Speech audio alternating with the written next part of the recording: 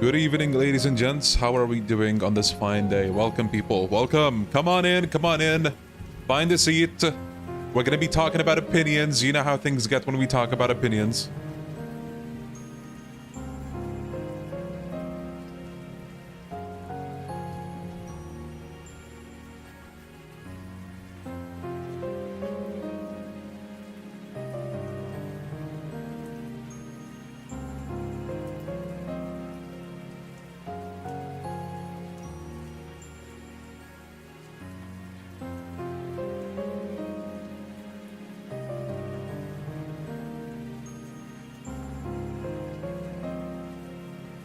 Someone's asking about Requiem spoilers, so, let's get to that. First of all, hello people, hope you're all doing well.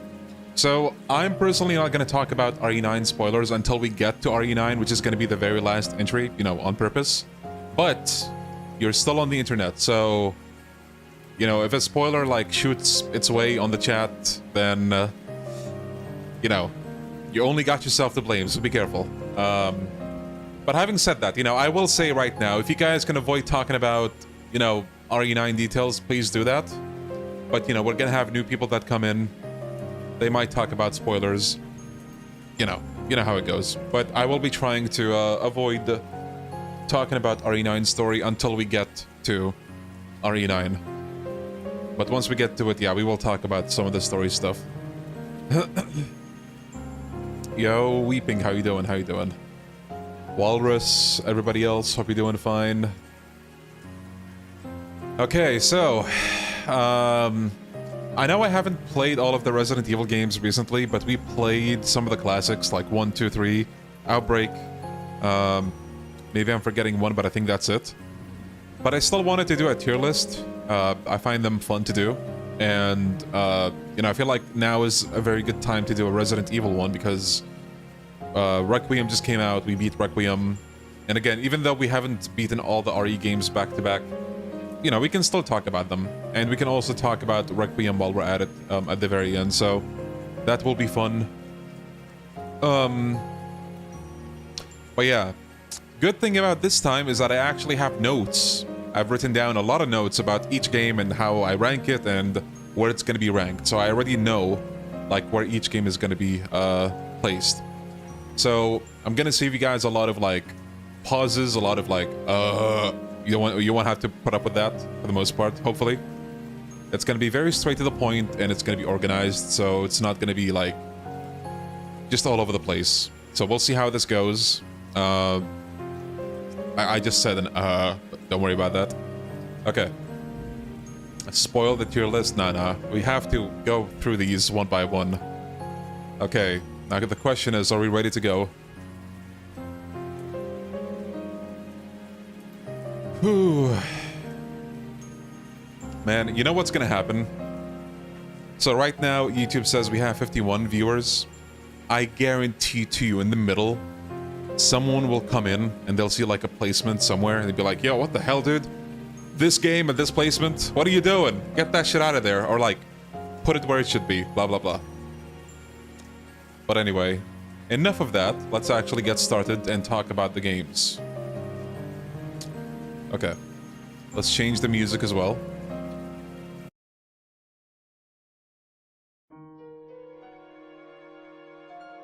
Which game is this from? Does anyone know? Alright. Welcome, people. Hope you're all doing well. Today we're going to be doing a Resident Evil tier list. I'm not sure if I've ever done this on the channel, and I figured now is a very good time to do this. Given, you know, Requiem just came out. We played a bunch of them before Requiem. Not all of them, but still. So this should be, very fun, hopefully. No, RE0 is still here, don't worry. It's just over there. I think this is going by release order, but I also added Deadly Silence over here. Well, you can't see the mouse, but I added Deadly Silence after RE1 Remake, because I feel like it deserves, like, its own spot. So, it's gonna be here. Anyway, this is gonna cover most of the games. Not maybe all of them, but it should be most of them. Maybe I'm forgetting, like, a game or two. Again, Deadly Silence was not, in this list, but I added that. Because, again, I feel like it deserves some respect. Anyway, fellas, welcome once again to the tier list. So, let's get to the ranking. I'm gonna start with OG Resident Evil 1, and I'm gonna talk mostly about the PC release, because that's the one that I really play the most, and when I'm gonna talk about smooth gameplay and fast gameplay, I'm gonna be talking about the PC gameplay, which is the fastest. Anyway, Resident Evil 1, a classic, a true classic. A lot of people love this game, I love this game. I wrote some pros and cons for each of the games, so let's get down to, you know, the pros for this game. This game kickstarted the whole franchise, so already it gets some legacy points, okay? I have a personal fondness for this game as well. I think that even though Resident Evil 1 Remake is a thing, that the original still has some value, and, you know, it doesn't play exactly the same, even though, you know, fixed camera angles here, fixed camera angles there. But I feel like the original RE still is a unique experience that, you know, at least for me, I really appreciate it still. So yeah, there's that going for it. I do like I briefly mentioned, the snappy slash quick slash sharp gameplay with this. Like, everything you do in this game, you can do very quickly, from like the running to one room to another, shooting enemies, so on and so forth. You know, it doesn't like a drag or anything like that. Very quick gameplay, very snappy gameplay. Really like this game. And then you also have the premise and the story, of course. So the premise for this game, you have like this elite squad, like police squad, you know, going to a mansion investigating like these murders, right? And then little do they know, they stumbled upon like horrors beyond their comprehension, which is how a lot of the games here start in like Resident Evil. But, you know, this is like the very start of it, at least in terms of like which game came out first. So the idea is great. Like, you have, again, like these trained police officers who, you know, they're fairly experienced, but they're still seeing like things that they've never seen before, and they have to quickly adapt if they want to survive. So, great premise, great story. Also, it has iconic tracks like the save room theme. Gotta give a special shout out to the basement theme, of course. You know, we gotta mention that. Even though that's like in a separate version of the game, it's the DualShock version. You have like the normal one, and then you have the DualShock version. The DualShock is the one that is blessed with the amazing basement theme. So yeah, I gotta give that a shout out, because it's just funny. It's bad, but it's like funny bad. And of course, we can't forget about the iconic cheesy dialogue in this game. Jill, I found something. What is it? It's a weapon. It's really powerful, especially against living things. Like, yeah, no shit, Barry. That was too close. You were almost a Jill sandwich. You know, the dialogue from this game, to this day, comes back in, like, the form of references, Easter eggs, and so on and so forth. So, again, bonus points. Just, like, amazing stuff. And also, I'm not sure if you guys remember this particular one, but there's a scene where Chris walks in on Rebecca playing the piano. And, oh, sorry, no, it's the other way around. Chris tries to play the piano, Rebecca walks in, but before she, like, walks up to him, she waves at him, Chris waves back. And she says, "It's me, Chris." And then Chris waves. "Is that you, Rebecca?" Like, yeah, bro. Who else is it? Anyway, yeah, cheesy dialogue, you know, aged like milk in the best way possible, which is a weird thing to say, but you know what I mean. Obviously, the characters the characters are iconic. Chris Redfield went on to become, you know, one of the most iconic video game characters. Jill, same thing. Wesker, one of the most popular, like, gaming characters ever. And obviously you have fan favorites like Rebecca, Barry, yeah. So, a lot of lovable characters in this. And then, once again, like I said, this game is still fun to revisit even with the remake's existence. So, it has that going for it. Now, the cons. We're only now getting to the cons, the bad things. I have one problem with this game. Mainly one problem. The canon ending is not in the game. You know, the one where Chris, Jill, Barry, and Rebecca all escape together. You have either Chris, Jill, Barry, or Chris, Jill, Rebecca. You can't have all of them, so that's kind of a weird thing. Yeah. But other than that, I feel like this game is still pretty solid. Not maybe like, not an S tier, but I think an A tier is good enough for the game. Like, I still find it very fun to replay. You know, like, that part did not, like, age like milk for me. I love this game. Still love replaying it. So, I think an A tier is fitting for this game. Now, Resident Evil 1 Remake. Yo, Dark Moth, how you doing? Hell yeah, have fun. Okay. Resident Evil 1 Remake. This game, I believe, came out 5 to 6 years after the original Resident Evil 1. Now, the good things, obviously. It's a direct visual upgrade that still, to this day, looks gorgeous. Especially, you know, if we're not talking about the GameCube version. The GameCube one is a bit maybe blurry compared to the HD remaster that we got on PS3, PS4, and Steam, and Xbox. Looks pretty, like, still looks amazing in my opinion. The redone soundtrack is fantastic. I think it's amazing. They added locations without compromising anything from the original. So that's already like just a huge plus.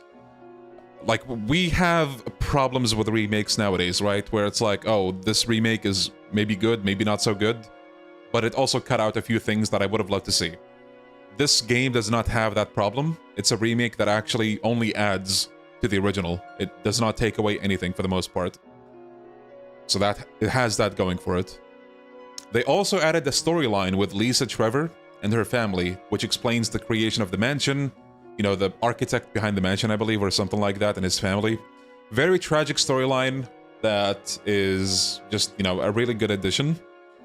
And then also, this game has really good replay value with costumes, with invisible enemy mode, real survival mode. Invisible enemy mode does what you think. All the enemies are just invisible. Real survival mode, if I remember right, removes auto-aim, and it also makes it so that all the item boxes are not connected. Maybe there's another change, but I don't remember what that is at the moment. So yeah, you know, it has some stuff. Now, the cons. The canon ending is still not in the game, despite having the chance to actually add it this time. It's either, once again, Chris, Jill, Rebecca, or Chris, Jill, Barry. We still don't have the canon ending. So, because of this, like, whenever there's talks about, oh, we don't need an RE1 remake, I'm like, yeah, we don't, but, you know, it could fix that problem at least. So, I'm kind of down for that.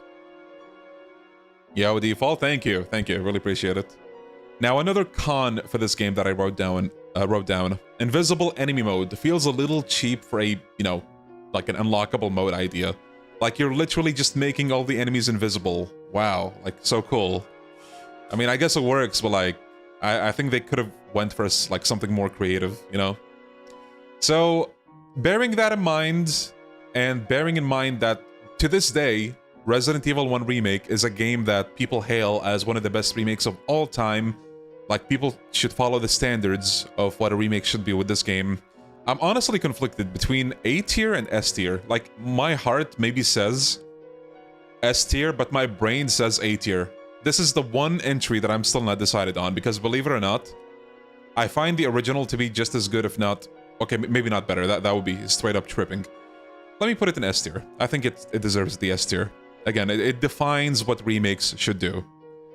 But having said that, I find the original more fun to replay, weirdly enough. Again, just because it's like quicker to replay.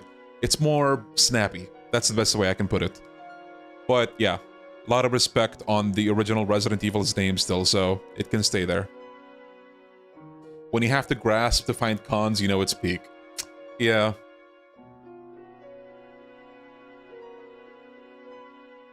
Man, there's a lot you guys are saying, and I wish I can read through all of it, but I'm trying to keep this as, like, pause free as possible. Remake is not my kind of game, but it's S tier, definitely hard as nails. Yeah, it's definitely difficult. More difficult than the OG, probably. The golden standard for remakes until Trails in the Sky. First chapter dropped. Hell yeah, baby. That's also a very good example for what remakes should do. Anyway. Next up, we have Resident Evil Deadly Silence. A lot of you might not even know what this is, but this is yet another version of Resident Evil 1 but now it's for the DS, which you can also play on the 3DS. Believe it or not, I think this also warrants an S tier. I just find it that good, legitimately. So let's talk about what this game actually does. Now, the pros. It has all of the pros of the original, so that already is a great start. More content compared to the original and DualShock versions. They added a rebirth mode that changes enemy placements, item placements, and even adds new puzzles and scenes. And you also have a classic mode if you just want the classic experience. They added a co-op mode where you can play as all of the Star's Alpha and Bravo teams. They added more costumes. The knife in this game does not take an inventory slot and works just like OG RE4 now. So you press like a button and you bring out the knife. Amazing stuff.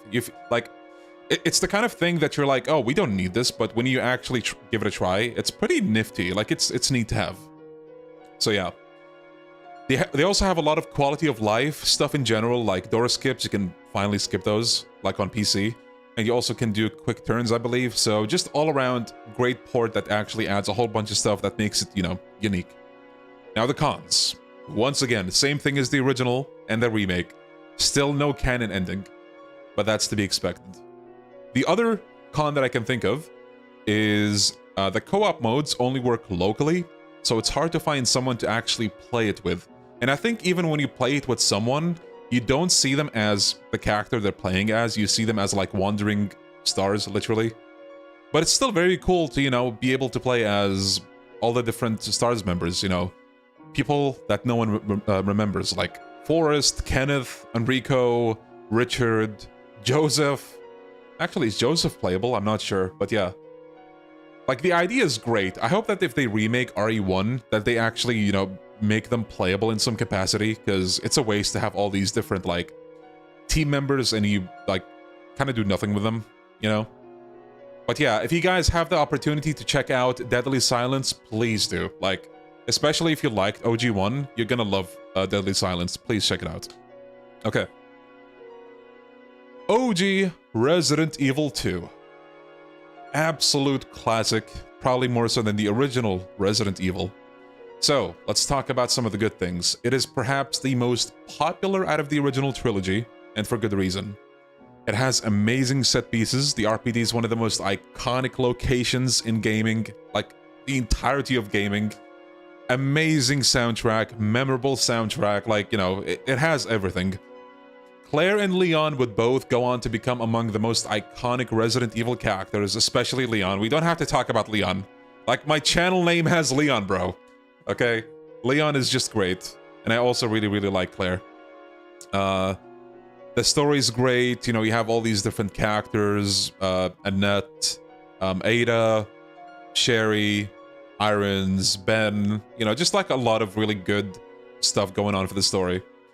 Replay value is there with Extreme Battle, Fourth Survivor, Tofu Survivor, both Leon and Claire having 2 differing campaigns each. So you basically have 4 campaigns as a whole, and they're actually pretty different. So Leon A, Leon B play pretty differently. Some enemies you may not encounter in the other scenario, some enemies you may have not seen in the other one will now show up here, and so on and so forth. So just a lot of goodness with Resident Evil 2. It's an easy S tier. And by the way, just in case anyone's wondering, I don't think I'm going to order these, at least for now, like they're all S tier equally. Actually, hold on. I might do this. I might put Deadly Silence over the remake, just purely because, dude, I enjoy playing Deadly Silence so much. You have no idea. But yeah. Anyway, let's talk about the cons of RE2. I have one problem that I could think of, and I really had to think of something. Tofu Survivor is a pain to unlock in this game. You have to beat it 6 times in total, bro. 6 times. Goddamn. As for the Fourth Survivor, I think you have to beat it 2 times in total. But in one of those 2 times, you have to get the A rank. So maybe a bit of a chore, but not as much. It's passable. That's fine. But anyway, with the OG RE2 out of the way, let's talk about RE2 Remake. Now, RE2 Remake is, like, when this game came out, a lot of people were just really excited to see, like, their favorite, you know, PS1 game in modern graphics and all that. So let's talk about the pros.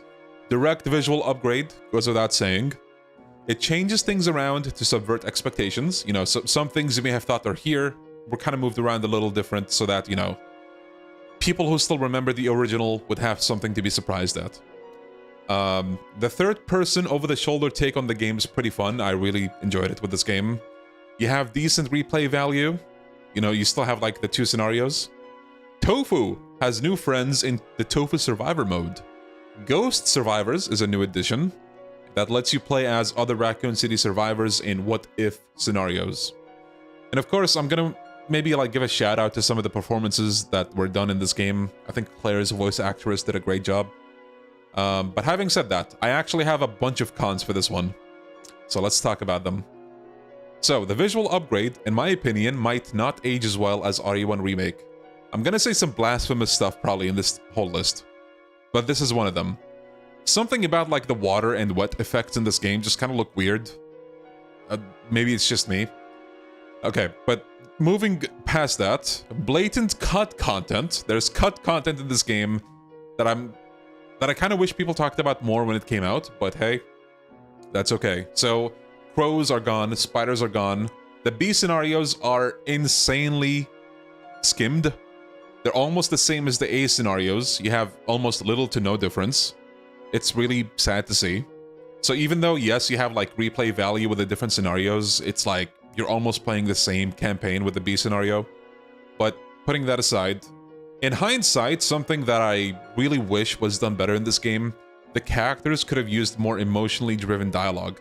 You know, Claire might have done an amazing job, but Leon, bro... Oh, okay. I don't know if it's just me, but I feel like Leon in RE2 Remake sometimes just had no emotion whatsoever. Like, he just shrugged off a lot of situations, which is funny because when you go into RE4 Remake, he has this, like, insanely traumatized outlook on life, right?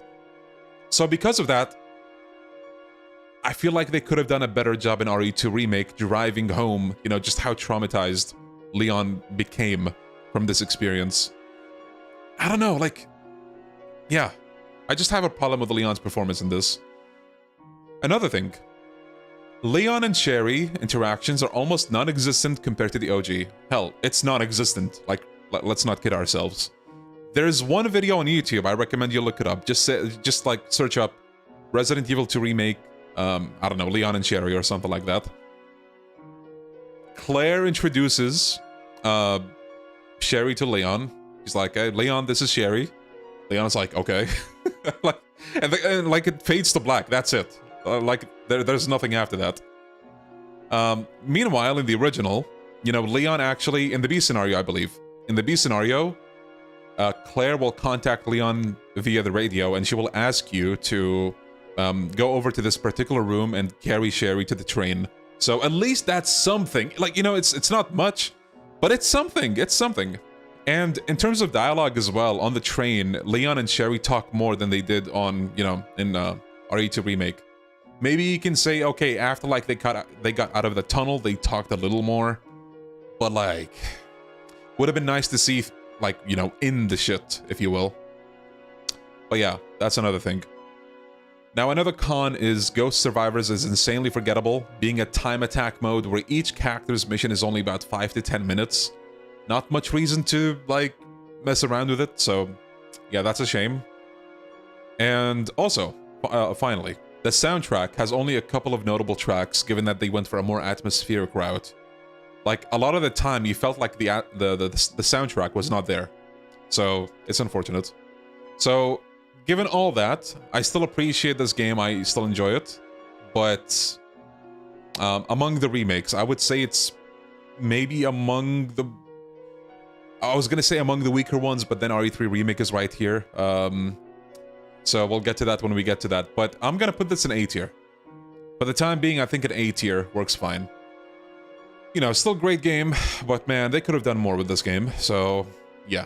A tier, respectable enough. Now, setting aside RE2 Remake, let's talk about OG RE3. And again, I'm gonna refer to the PC version. So, let's talk about some of the pros. Directly engaging with the Raccoon City streets and landmarks is a fantastic experience. Seeing the devastation that happened in the city firsthand. Amazing. Just amazing. Enemy placements and item placements can change each run, keeping things fresh. That's a big plus. Choice system in RE3 that can alter some scenes, giving you some reason to replay the game to see what's different. So sometimes you might talk to Nikolai in one room, and if you choose something else, you will talk to Carlos instead. So great stuff. Amazing soundtrack with the original. The original also kickstarted the Mercenaries mode, bringing the first one ever where you play as Carlos, Mikhail, and Nikolai. In Mercenaries, you can unlock some bonus weapons and infinite ammo for the story, so great stuff. A lot of costumes for Jill are also here, and of course we can't talk about RE3 without mentioning Nemesis. Nemesis was great in this game. He stalks you throughout the whole city, keeping things very, very tense. And yeah, the weapons in this game are pretty good. The drops you get from Nemesis, pretty good stuff. So, given all that... Actually, wait. We forgot to talk about one con that I have. The dodge system in this game is dog shit. It's very 50-50. It can actually screw you over more than it helps you at times. You could dodge right into an attack. And it's like, okay. But still, even with all of that, this game is an easy S tier. Amazing game. Amazing game. Now, Resident Evil 3 Remake. Yeah, it can even get grabbed, like, while doing the animation, or close to it at least. Resident Evil 3 Remake. Oh boy. Okay, so, let's talk about the pros, okay? There are some pros, let's be fair. I'm trying to be as fair as possible. This game has a visual upgrade. But at what cost? Oh lord, at what cost? We'll get to it. The dodge system in this game is actually so much better than the original. You know, credit where it's due, the dodge system is pretty good. It's pretty good. Also, hold on, can we change the track? There we go. Okay. Yeah, the dodge system. A lot of the characters got an upgrade in this game, in my opinion. Tyrell, who basically had 2 lines in the original, now actually talks and, you know, accompanies Carlos. So, pretty good to see. I think Carlos also is pretty decent. Mikhail is decent. Nikolai is pretty funny. So, I don't mind how the characters themselves were written. Also, in the pros is more Carlos segments, which is interesting.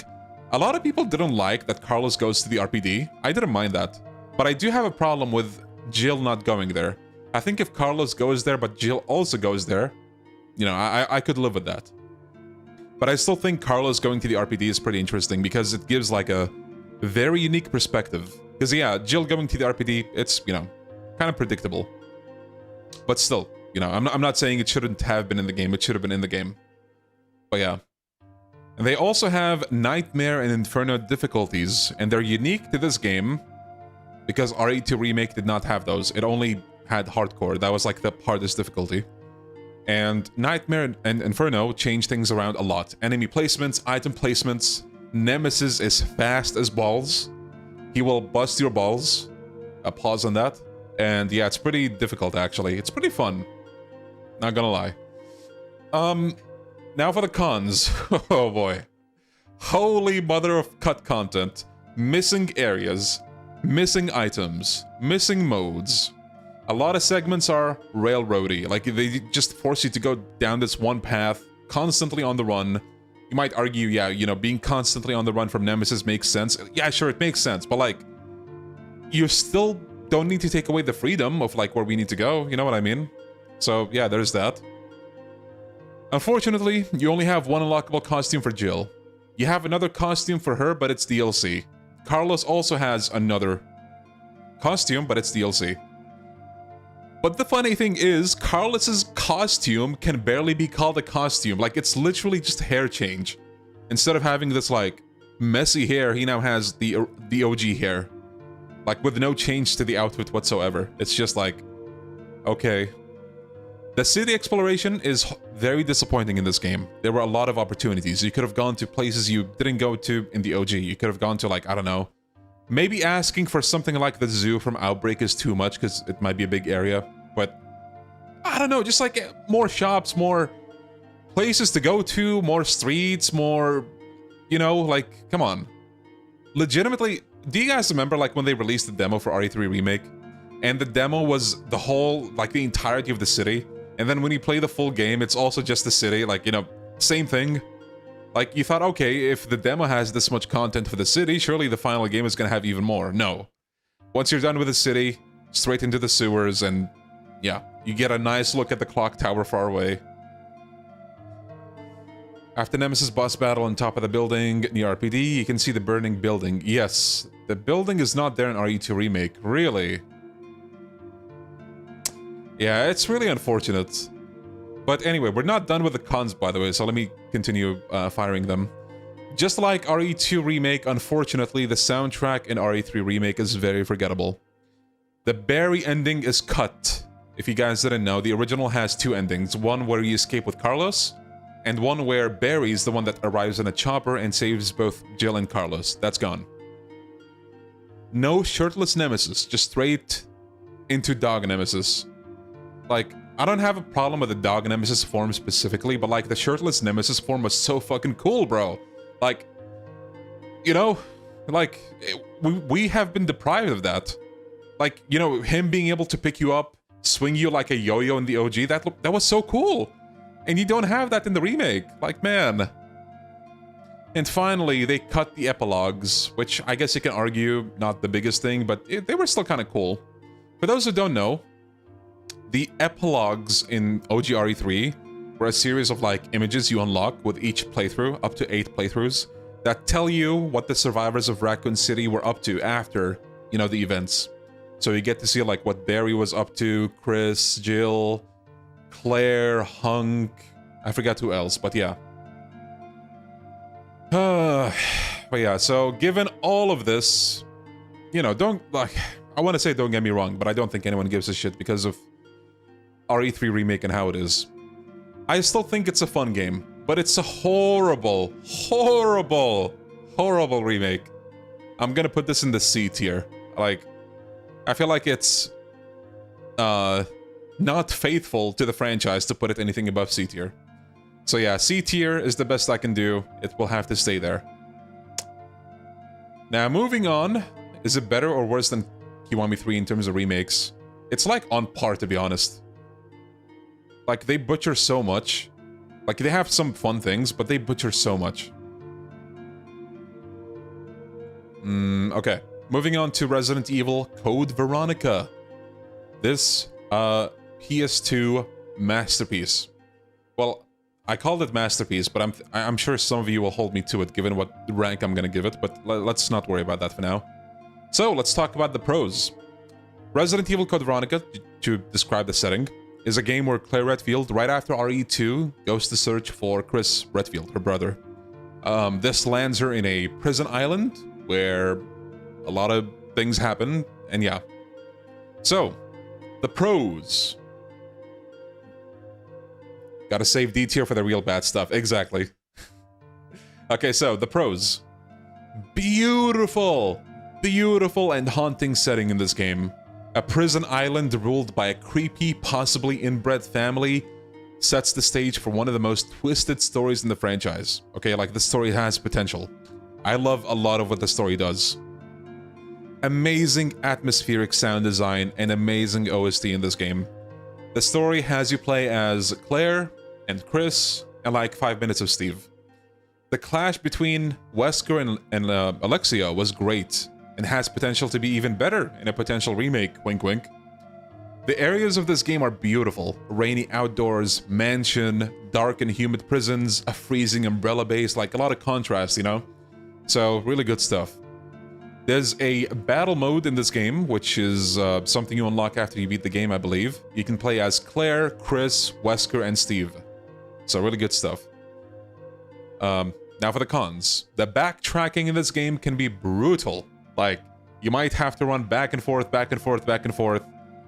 Especially, you know, like, we mainly talk about blind playthroughs, right? Like, if you don't know what to do, oh man, you're gonna be spending a lot of time running back and forth, back and forth, back and forth. But that's not the biggest problem with this game. I've seen reports of possibly soft-locking yourself due to resource management. Mismanagement, sorry. So apparently, If you use too much ammo, if you do certain things with the items, you can actually soft lock yourself, and you will have to restart the whole playthrough, which is horrible, of course. Like, that's the kind of thing you should playtest before releasing a game. And another one for the cons, Steve. Just Steve, straight up. Steve is fine. I think he's cringe, but like in a funny way. I don't hate him, but like, you know, he's cringe. But yeah, so considering all of that, I think I'm gonna give Code Veronica a B tier. I find it better than RE3 Remake, easily. I think it's a game that's still, you know, worth visiting. It has a very, like, unique setting. Just a lot of good stuff to admire, but, you know, you should keep in mind that you might be sitting for quite a bit with this one if you know, playing it blind. Oh yeah. Resident Evil 0. Woohoo! Damn, we're going like, we're on a roll with like the mid games of the franchise. RE3 Remake, Code Veronica, okay, maybe not Code Veronica so much, but RE0, oh man, I have a thing or two to say about that. Okay, Resident Evil 0. You might have heard from people or fans that tell you do not start with Resident Evil 0. Do not start with Resident Evil 0, and there's good reason for that. This game is difficult even by the standards of classic RE. And it's difficult, I feel like, for the wrong reasons. But let's talk about the good things first. So this game has the same gorgeous visuals as an RE1 remake, same engine and all. Rebecca as the lead is great! Love it! Love it! We all love Rebecca. Billy as well goes, you know, pretty well with her. I feel like they make a good duo. Yeah. The train setting is a unique location, but the remaining locations aren't anything special, because like you have this umbrella facility, and then you have, I guess, the underground sewer, whatever thing it was. It's kind of whatever. I think the best location is like the train and also the mansion-like facility, whatever. But yeah. This game also has a unique partner system where you can switch between the two of them, Rebecca and Billy, with no co-op whatsoever. So like you play two characters, but you're playing them solo. You have to control them all on your own. Another pro is monsters. Some of the monsters are only seen in this game. Like the Scorpion boss. This game has a big thing for bugs. You have the leeches, you have the Leech Man, which actually shows up in another game, but I digress. And aside from the main game, there's Leech Hunter, and it's an alright post-game mode where you can play to unlock weapons and infinite ammo. And also, the remaster on like PS3, PS4, PC, it adds a Wesker mode, which is actually pretty good. I like that they added that. They didn't add anything of that nature to RE1 Remake's HD remaster, so it makes me appreciate RE0 a little more. In RE1 Remake, they added like BSAA costumes for Chris and Jill. That's about it. Kind of weird, but hey, I'll take it. But yeah. So, let's talk about the cons. The first bullet point literally just says, hookshot. The fucking hookshot drags the name of this game down so much. The hookshot is an item that takes 2 inventory slots in a game where you have 6 of them. I guess 12 if you count both characters, but like, you know, 2 inventory slots. Okay, you don't use this item once. You use it maybe... Is it 3 times? At least 3 times. So, you're gonna use this hookshot to like, go to another place. You're like, okay, I don't need this probably, so I'm gonna discard it. You're gonna leave it at the very early game.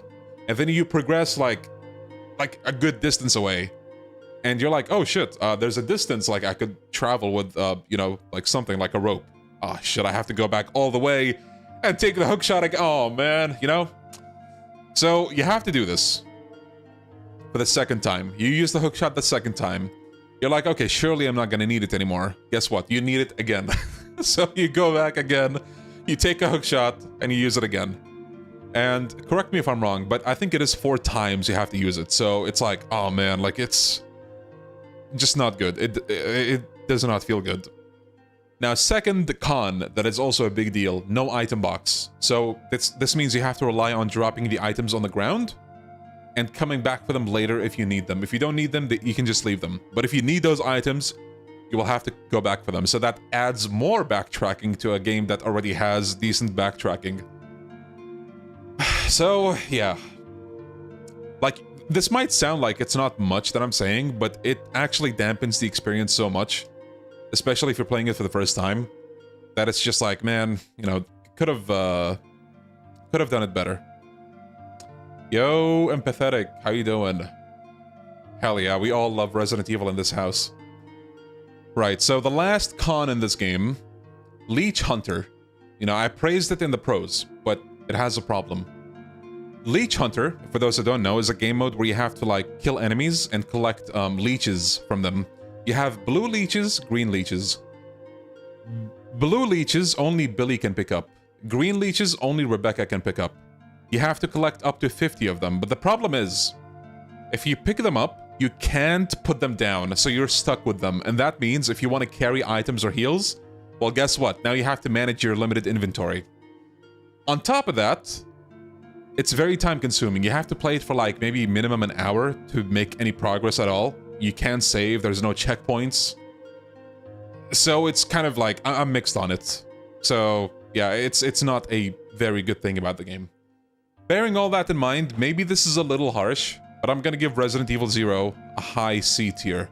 Obviously above Resident Evil 3 Remake, because no explaining needed. But yeah, do not start with Resident Evil 0. If you're, like, watching this, if you know somebody that wants to start, they're like, you know, they're wondering which game to start with, do not start with Resident Evil 0. If you want to start, any other game should be fine. Hell, even RE3 Remake is fine to start with. This one, do not do it. You might hate the franchise. Don't do it. There's no way you would rather play 0 over RE3 Remake. He raises a good point. RE3 Remake is a butchered experience, but at least it does not overstay its welcome. But no, listen.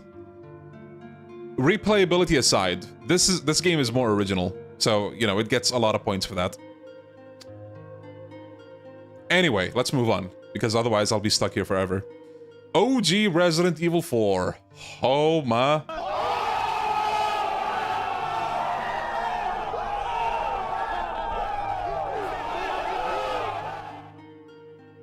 I feel like this one is, like, you can see it coming from a mile away. OG Resident Evil 4 is an absolute classic, amazing game. Historical game that went on to inspire so many games that would come after it. One example being, you know, a lot of games were inspired by the over-the-shoulder third-person gameplay. Just monumental game, monumental. In many ways, maybe it's hard for some youngsters to realize this, but in many ways, this game came out in 2004 for the GameCube, 2005 for the PlayStation 2.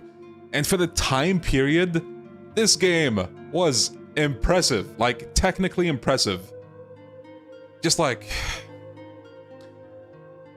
if you look at Resident Evil 4 and a bunch of other PS2 games, you're gonna be like, holy god, like, how did they make this game, you know? It does a lot of things that's just impressive for the PS2. This game has snappy combat that mixes gunplay with CQC that's very satisfying. Like, when you get headshots, when you kick enemies, suplex enemies, it's like, god damn, bro. Like, the gameplay aged very well, in my opinion. The soundtrack is memorable. You know, the save room theme from this game, amazing stuff. The island theme when you first get to it, amazing stuff. The Mercenaries themes, amazing stuff. This game is also a defining game story-wise for both Leon and Ada, but especially Leon. Leon, like, it set the foundation in so many ways, story-wise, for Leon. The knife is the strongest weapon in the game. True? True. The Arabic dub is S tier. Yes, that is also true. What else do we have? Mercenaries mode. Mercenaries mode in this game set the blueprint for how it would be in Resident Evil 5 and 6. I love it. I love it so much. Mercenaries is one of my favorite additions to the Resident Evil franchise as a whole. I love it. You can play as Leon, Ada, Krauser, Hunk, Wesker, and they all feel pretty distinct for the most part. Like, you see it mostly in their melee moves. Wesker, like, just doing this, like, insane karate move that pushes enemies to, like, China is insane, bro. Like, it's so much fun. So much fun. Another a plus, separate ways in Assignment Ada, just like, you know, a couple of side modes you can play once you're done with the main campaign. We're talking about the PS2 version. The GameCube version did not have separate ways, so keep that in mind.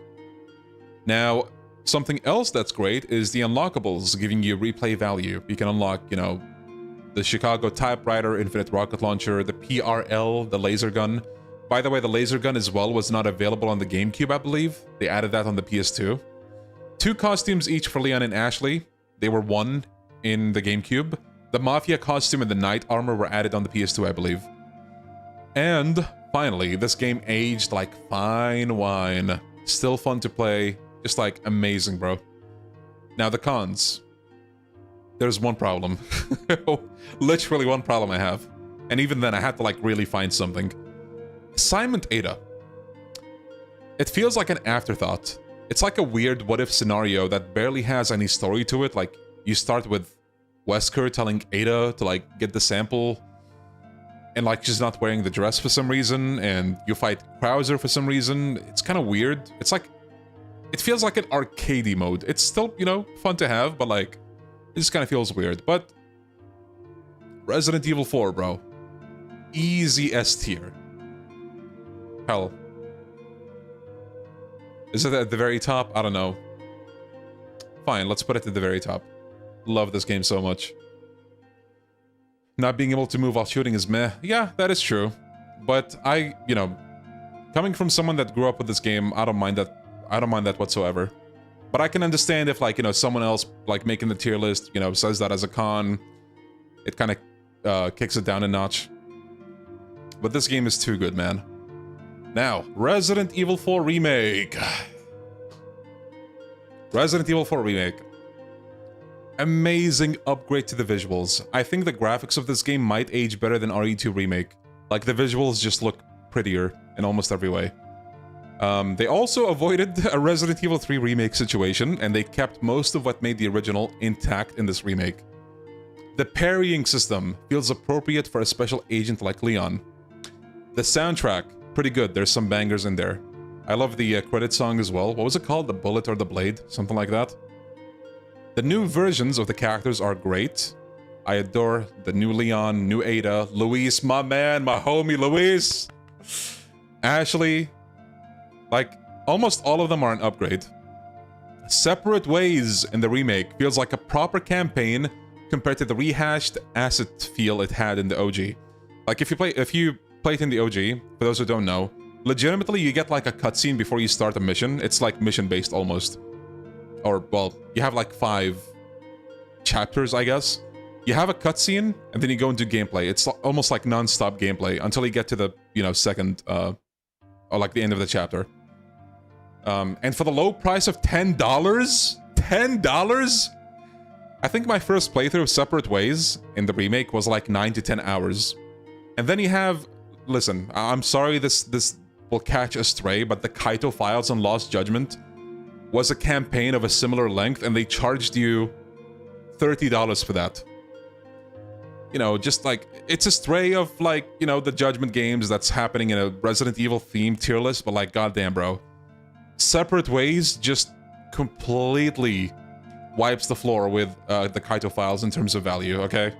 Like, insane value. And, hold on, no. We gotta slander the Kaito Files a little more.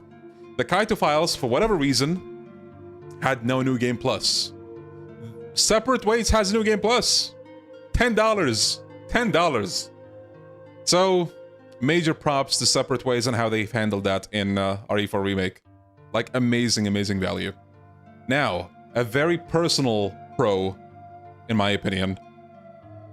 The Wesker gameplay in Mercenaries, it made me feel like a kid again in the best way possible. Holy, like, I was really hoping that they would release Wesker, and they did eventually. It took them like, over half a year, I think.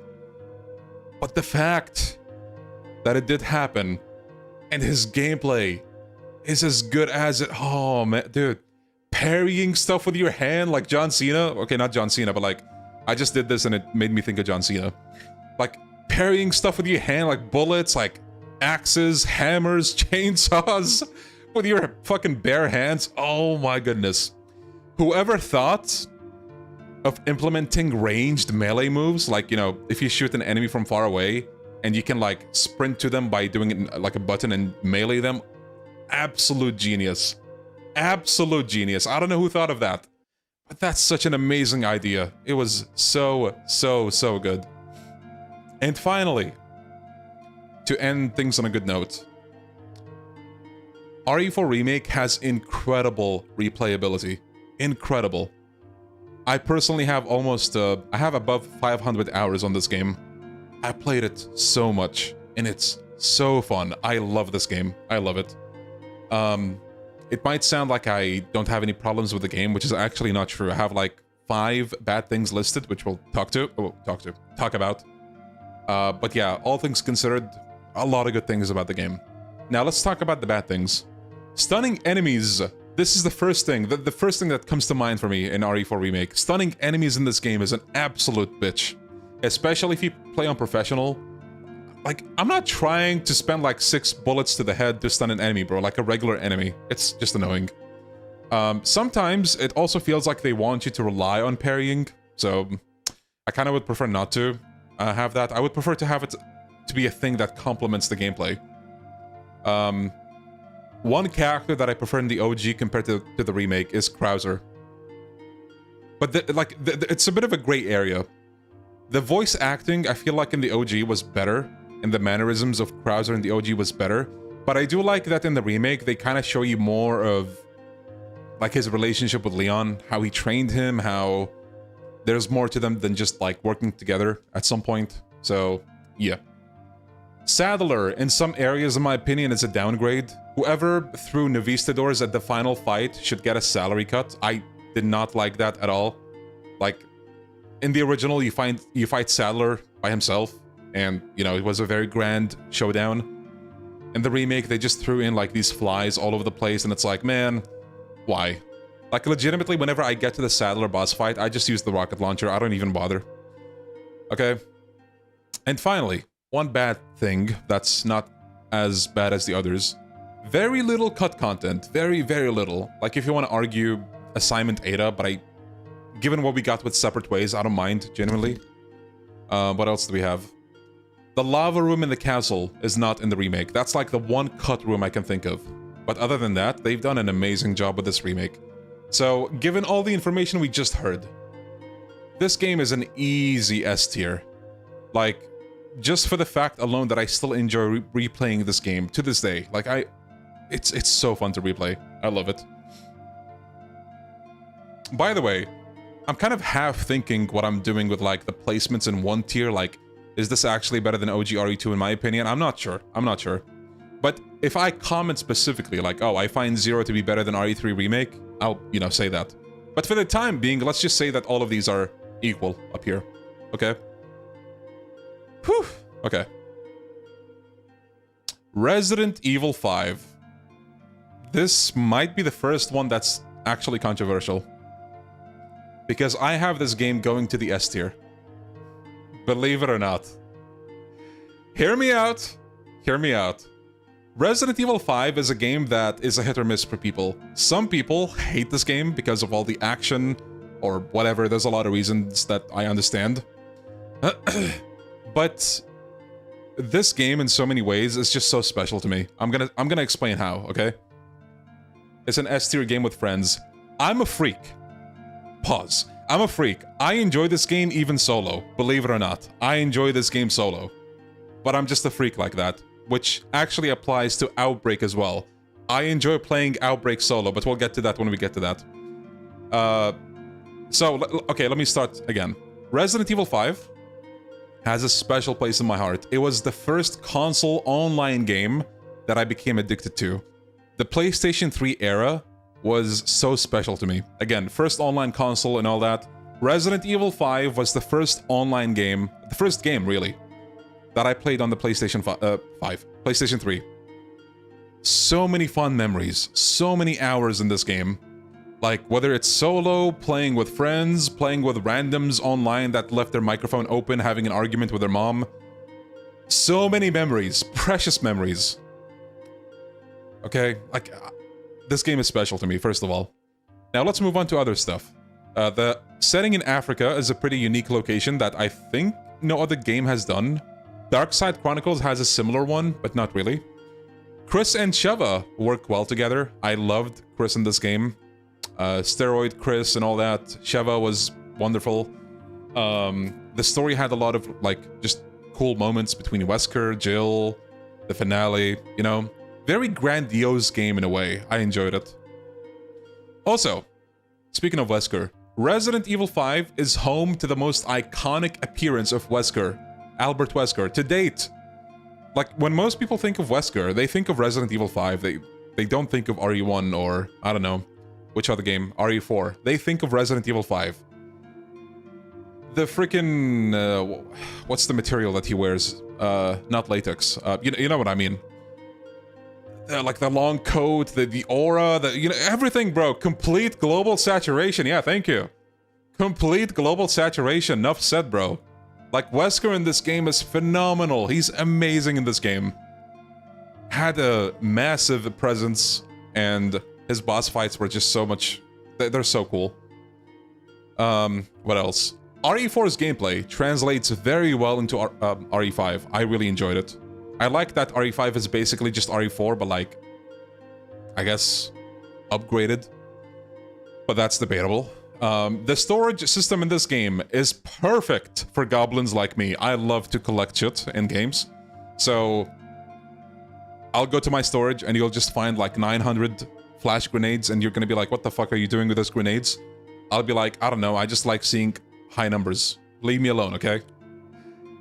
Rotten eggs, flash grenades, hand grenades, ammo, all that stuff. I love that stuff. Okay.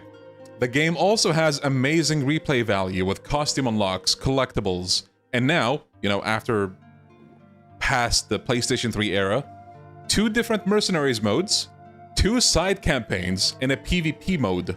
I had a lot of memories in that PvP mode, surprisingly, coming from a guy who hates PvP. But there's a lot of content in this game.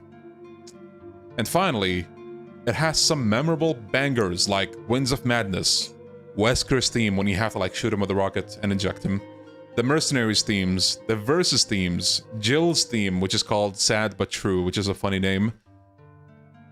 Yes, the Boulder Punch, thank you, that's also a big plus for this game. I have one con that I can think of with this game, legitimately. Mercenaries United, if you don't know what that is.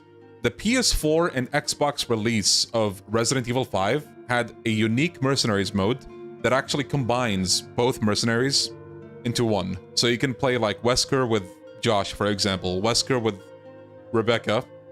You can, you know, mix and match those characters. We still don't have that on PC and all the other consoles. So, yeah, that's unfortunate. But otherwise, I love this game so much.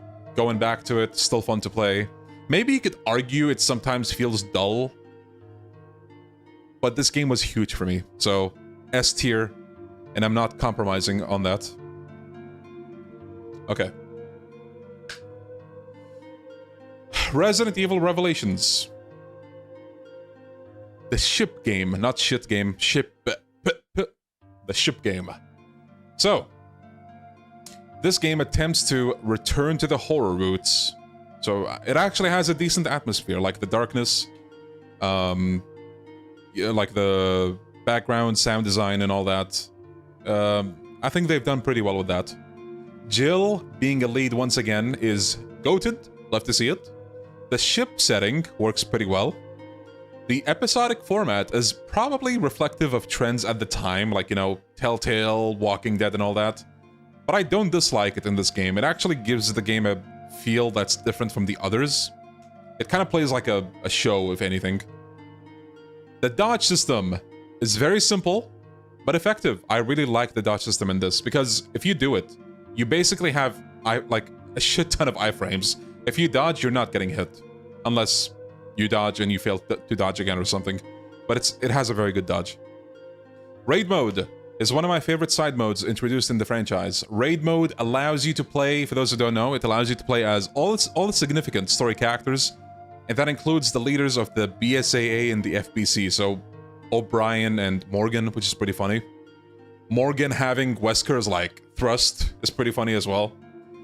All the unique characteristics everyone has in raid mode makes everyone stand apart and have their own uses. So, someone might be better with magnums, someone might be better with handguns, someone might be better with CQC, someone might be better with explosions. And finally, the last pro of the game. The raid mode menu theme lives rent-free in my head. I slept to that track countless times back in the day. Such a haunting, beautiful track. I love some of the tracks in this game.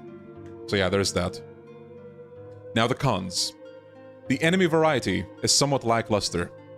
Some of the perfect bonuses in raid mode feel absolutely ridiculous. For those who know, you'll know. But so raid mode sometimes has conditions for you to clear a stage fully, like you get all the bonuses. That includes no damage, you beat all the monsters, and you beat the level like below the recommended level or on the recommended level. If you get all three of them, you get the fourth bonus called a Trinity bonus. In some levels, it's like, oh, I want to tear my hair out. So sometimes people actually have other people help them beat a level. You just stay at the beginning. It's not always applicable, but it sometimes is. The story replay value in this is not as good as the others, I feel like. Like, it's just fine. And also, you can clearly tell that this game was made for the 3DS with the weird loading doors between areas. Like, for those who played, they'll know. But for those who don't know, sometimes when you move between major areas, you'll have like an in-between door for areas. It's kind of weird. But you'll have this door that essentially loads the next area for you. And, you know, it's pretty easy to tell. But all that in mind, I absolutely adore this game. I think raid mode is one of the best additions that the series had. I would not mind seeing it come back, because it actually gives you a lot of reason to play the game. You know, rarities, weapon drops, levels, skills, all that. I love that stuff. So I'm gonna give this game, believe it or not, an A tier. A tier! I love this game. I played it mostly on the PlayStation 4 and 3 and PC. I do also have the 3DS version, but that one actually has... I don't want to say less content, but it has some interesting differences. But anyway, that's beside the point. Resident Evil 6. Oh, the big one. I feel like this is one of the more interesting ones to talk about, because everyone has different things to say about this one. Okay. Yeah, I know Revelations 1 is not popular with fans, but I love it. I genuinely love Revelations 1 a lot. Like, I don't know. The setting, the presentation of this game, I just love it. But anyway, Resident Evil 6. Whoa, D! Damn, and they say I'm harsh. Bro, listen. Okay, listen, I have a lot of things to say about this game, but at the same time, credit where it's due. But holy shit, looking at like the cons list, it's like almost double the pros. But anyway, let's start with the good things. Resident Evil 6, as many of you know, is perhaps the most ambitious game yet, like even by today's standards, in terms of like the narrative and the story and all that. The budget, sure, like obviously recent RE games beat it out in that regard, but narratively, this is the most ambitious RE game to this day. You have 4 campaigns with 8 playable characters. So characters like Leon, Chris, Sherry, and Ada are all playable characters. That's already like an impressive lineup. Not to mention the son of Albert Wesker, the most popular RE villain. Absolutely came out of nowhere to be in this game, so that's cool. The gameplay aged very well with the insane mobility that you have, and perhaps the most freedom granted with CQC and the counters, and just like, there's so much you can do. Like, legitimately, gameplay-wise, there is a lot you can do in this game. So, big plus. Mercenaries mode shines hard in this game. It's where you'll likely appreciate the gameplay more than, you know, the story. And also a very small thing. The changing HUDs between campaigns and characters is neat. It's like a small thing, but I really like this. You have like different HUDs on the screen. It does have some interesting story moments, like, you know, the Chris versus Leon moment. But a lot of the story moments, when you really think about them, it's like, yeah, this happened and it's cool. But it's like, Okay, I'm gonna mention one thing. One thing. Those who know, know. I lost all my men because of her! And I lost over 70,000 people, including the president because of Simmons. Leon, what do you think? Do you really think that's a defense, bro? Like, it's one of those lines from the game that's still, like, whenever I think about Resident Evil 6, I think about that exchange. It's like, Leon, that's not... different context, you know, man, like... But anyway, the story is an absolute mess. So, like, you know, going over to the cons, the story is an absolute mess. Like, you just have shit that feels like it's happening for the sake of it. Actually, the first con that I have on this game is just called quantity over quality the game, unfortunately. The characters are all noticeably much higher fidelity than everything around them. So, like, Leon has 60,000 polygons, and then next to him you're gonna see like PS1 graphics with like the wall or like the lamppost or like the food stand or something. It's kind of weird, but it really stands out. When compared to like Resident Evil 5, I feel like that was better balanced. Like, a lot of RE5 still looks great. Obviously, I'm not saying, oh, RE5 looked like a 2026 game, but I'm talking about the balance between the graphics with the characters and the background and all that. I feel like 5 did that better. What else? Being unable to use costumes in the story mode is a crime against humanity in Resident Evil terms. Unless you have the Switch version, where you actually can do that. Only there. Only there! Now, another con. DLC mercenary stages. Like 4 different weird DLC PvP modes. 1 is not enough, they have to give you 4. I barely played those, by the way, because I almost never found players. 1 inventory is not enough, so we decided to give you 2 to really confuse you. Inventories don't pause your game, by the way. The start menu does not pause your game either, by the way. Like the start button, it does not pause your game. There's a dedicated pause button that's separate. So like you're looking all over your keyboard like, oh god, where's the pause button? Oh, I gotta go to the settings. Oh, okay, okay, yeah. Just kind of weird. Capcom Spotlight, when is that? Is it now?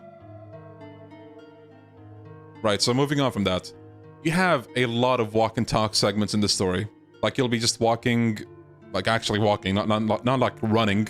No, you'll be walking and just listen to a bunch of dialogue. You have a little too many QTEs coming from someone who's in love with the way Yakuza does them, by the way. I think Yakuza's QuickTime events are probably my favorite execution of them. A lot of set pieces in RE6 feel the same, like you're going from one area to another.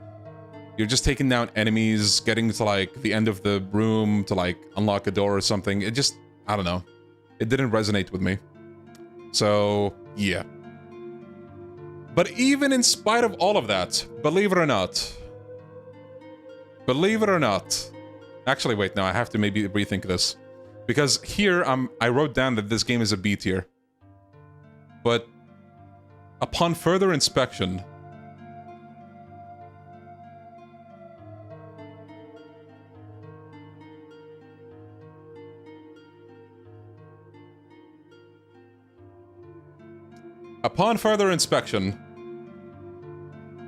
I think this is where it's gonna be. I think I do like it more than RE3 Remake, which is not saying much. It is a fun game, but it's like selective fun. It's not fun everywhere, which it doesn't have to be. But again, it really, really shines the most in Mercenaries.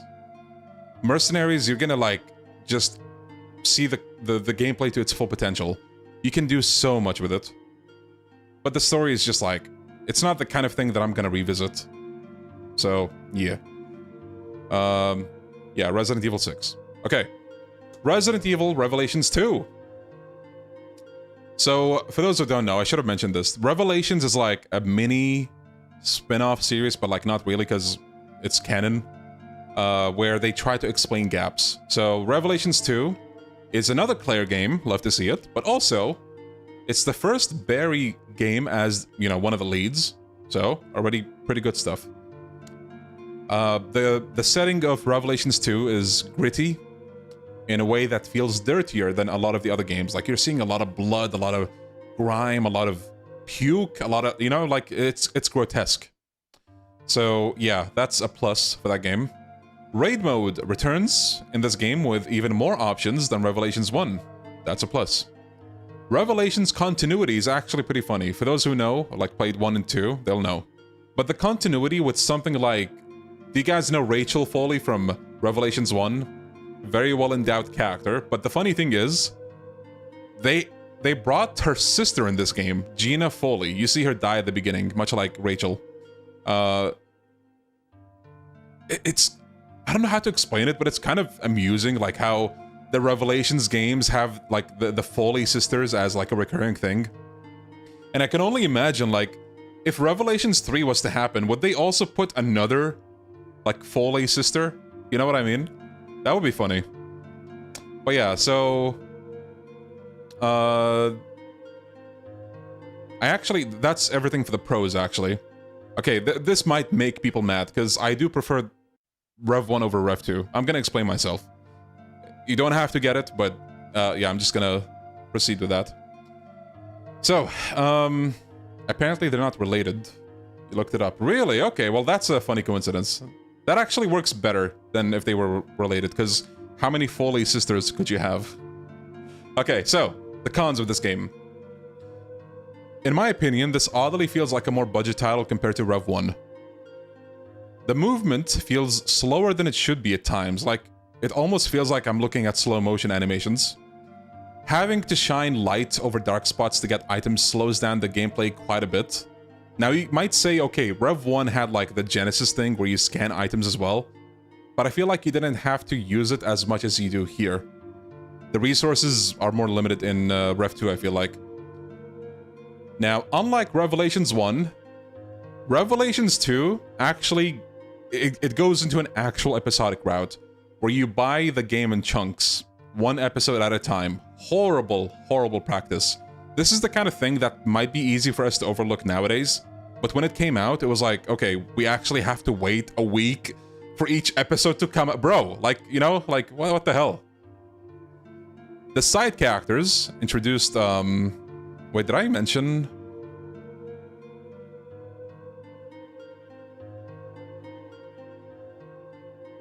I feel like I glossed over something with, yeah, I forgot to mention this about Rev 1, because it's related to this. The abundance of new characters like Park, Jessica, Raymond, etc. are cliche but oddly charming. That's in Rev 1. But now to get back to Rev 2. Yeah, I think I forgot to mention that. So in Rev 2, by comparison, the side characters introduced in Rev 2, like Pedro, Gabe, and Neil, felt much weaker and not as memorable as the Rev 1 cast. Again, the Rev 1 cast is nothing to drive home about. Like, they're not special, but they're walking cliches. I find them more memorable. Alex Wesker is probably one of the biggest cases of wasted potential. The first cutscene you come across her, she shoots herself. Now, you might argue, okay, she does that, but you still technically, like, are stalked by her, and Natalia also gets the consciousness of Alex Wesker. But I'm just not sure if I like the execution of how they did that. Yeah, I don't know. Just that one scene where you first meet her and she shoots herself just kind of felt underwhelming to me. Anyway, Claire got a downgrade in this game where she's not as good with dealing with kids anymore, so that job is given to Moira. Though you could argue it's because her emotional state was a mess since she had feelings for Neil and she was going through a lot, yada yada yada. Next point. I cannot stand Moira, and I will not elaborate more. Now let's talk about raid mode. Raid mode in this game is quantity over quality. A lot of the maps are just reused from RE6 instead of using more from its own game. Like, legitimately, you have a lot of, you know, good set pieces in this game, a lot of unique locations that you could have used more. But instead, they opted for, like, just an insane amount of missions. Insane amount of missions compared to Rev 1. And it's like, why am I playing Resident Evil 6 stages in Revelations 2? Like, I would get it if it's like a bonus stage or something, like, a few bonus stages that are Resident Evil 6 levels. But no, like the majority is Resident Evil 6 levels. It's like, wait, what? And whenever they do use Revelations 2 maps, it's like very minimal compared to the RE6 maps. Another con is the attempt at monetization of raid mode. You can buy maps, you can buy characters, you can buy revives. Revives. That was actually a big deal back in the day. So, for those who don't know, you have two currencies in raid mode. One is a blue heart, one is a red heart. I'm not sure which one is which, but one of them was like a premium currency to revive yourself. Now, granted, you can argue, oh, like, you don't need to buy them. And yeah, you really don't need to buy them, but, you know. And lastly, we have two side stories in this game. One for Natalia and one for Moira. I actually liked Moira's, but Natalia's side campaign is so forgettable. I honestly don't remember anything from that. So, bearing all that in mind, you might think, okay, that's a shit ton of cons. You're gonna put this at C tier, right? Well, believe it or not, no. I think this game is a B tier. I feel like C tier is way too harsh. Still a lot of fun to be had. Raid mode, you know, despite being like quantity over quality, is still pretty fun. But yeah, I just wish some things were done differently. Alright. Resident Evil 7. Oh boy, Resident Evil 7. I love this game. And I'm actually not sure of the placement that I wrote down, but we'll get to that when we get to that. Above RE6's Criminal. Well, that's the thing about tier lists, right? I'm sure if all of us had our tier lists, like, out for everyone to see, it would be chaos. Like, oh, you put this here, oh, you know? But yeah, that's how it goes. So, Resident Evil 7 is yet another attempt at a true return to form. It resulted in one of the scariest games, not in just Resident Evil, one of the scariest games of all time, probably. Jack Baker is one of the best villains in the entire franchise. Marguerite, is that how you say her name? Marguerite is one of the most grotesque villains in the whole franchise in the best way possible. Would you replay RE7? That's the question. If so, down a tier. I legitimately don't mind. Like, replaying 7 is not really that bad. Like, I would take it over Code Veronica, Rev 2, Revelations even. So, yeah. It's actually not that bad to replay. So, continuing on, the Baker's family are very easy to sympathize with a tragic tale that delves into how they used to be normal people, corrupted by the mold. The story worked pretty well. Felt like a reminder of how an average Resident Evil game could go without a superhero character like Chris or Leon in charge. Go Tell on Trody is a certified banger. Love that theme. And then, perhaps the best DLC support in the whole franchise. 2 mini campaigns with Not a Hero and End of Zoe. Then you have banned footage, which is even smaller campaigns that gives more context to the incident. Then you also have Ethan Must Die, Jack's Birthday. Just a lot of like side goodness. Now, granted, I think not all of them were there at launch, but you know, that's why with something like RE9, I'm not gonna be too harsh on it because it might like become even better with the added updates or DLC. But yeah. And lastly, with the good points, Joe Baker is a national treasure, and Zoe must be protected at all costs. Zoe. Okay, now the bad things. The first-person view kept me from playing it for 3 whole years. I still wish we got a third-person DLC, like RE8 did. And one problem that actually kind of bothered me, choosing Zoe in the campaign, like when you save someone, is a middle finger that's basically telling you to piss off and go back to pick Mia. Now, I know what you're thinking. Obviously, you're gonna save your wife. Like, why would you even think of saving Zoe? And listen, crucify me if you want, but I think there's a very good justification for choosing Zoe. Mia did a lot of shit behind your back. She caused, indirectly maybe, or directly even, caused RE7 and 8. Alright? So telling me, like, picking Zoe is inconceivable, I think is not... I don't think it's inconceivable, if you ask me. Like, who knows what Mia's hiding, bro? Like, we're gonna get to it, but yeah, I'm just gonna say that. The flashback segments in this game are a chore to replay, unfortunately. Ethan is maybe a little too bland in this game. And finally, Mia does not deserve Ethan. She contributed to RE7 and 8 happening, and bro still decided to say, water under the bridge, man, let's just move on. Ethan must be protected, bro. So yeah, bearing all that in mind, I love RE7. I think once upon a time, I would put it in S tier.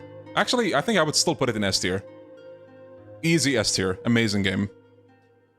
Granted, you know, it does have a couple of stinker sections, but a lot of these games do. So, yeah. How can RE2 OG be better than the remake? Well, go back to the section and you'll see why. If I try to explain to each person in the chat why I did this and that, we're gonna be sitting here forever, trust me. But long story short, RE2 cuts a bunch of stuff that are not, you know... Yeah, it's not in the remake. It could have been better. It's great, like... Okay, guys, I feel like I have to say this, just because, I don't know, maybe someone might misunderstand. This being an A tier is still great. I love RE2 Remake, okay? I do. But I think as a remake, it neglected a few things. That's all there is to it. I still think RE2 OG is pretty fun to play. Maybe you don't, that's fine. But that's the beauty about different opinions, right? Like, you think OG RE2 is like an outdated stinker of a game, but I don't. I think it's still a beautiful game to revisit. Amazing game, still fun. Yeah. Alright, so with RE7 in S tier, let's move on to Resident Evil 8. So, the pros. Applying the RE4 formula on an Ethan game worked pretty well. I actually liked it. I enjoyed the exploration and all the optional things to do. There's a lot you can, like, you know, go out of your way to do. Like, places that are locked you can unlock. Weapons, like there's a lot of weapons you can find, a lot of treasures. Basically RE4, but Ethan. You play as Ethan. The idea of 4 lords ruling the village is neat, and they all felt pretty distinct. So there's that going for it. Ethan got an upgrade in this game. He's still a simple character, but he had a very heartbreaking end that works very well with him. So I actually like that. Resident Evil 8 is also a very, very pretty game. It looks amazing. Like all the snowy areas, the castle in the distance, you know, so on and so forth. Lady D's castle and Heisenberg's factory are my favorite areas. I actually didn't mind the factory whatsoever. Like usually, the factory or lab or, you know, what have you is usually people's least favorite area. But I loved Heisenberg's factory. I thought it was pretty well done. And finally, unlockables in this game are neat. I really like them. Like you have the lightsaber, the rocket pistol, I guess it's fine. But that Magnum you unlock, what was it called? Stakeout, steak, something like that. Really loved it. Right, so the cons. I actually have quite a few things to say about this. Mercenaries comes back, baby. Oh, wait. The game launched with Mercenaries with 1 playable guy. Mercenaries, 1 guy. Ethan Winters. Fast forward a year or so, now we have Chris, Lady D, and Heisenberg. That's actually awesome, I love that.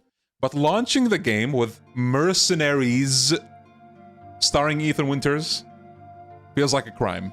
I was personally insulted that they've done that. Like, okay, moving on to the next point.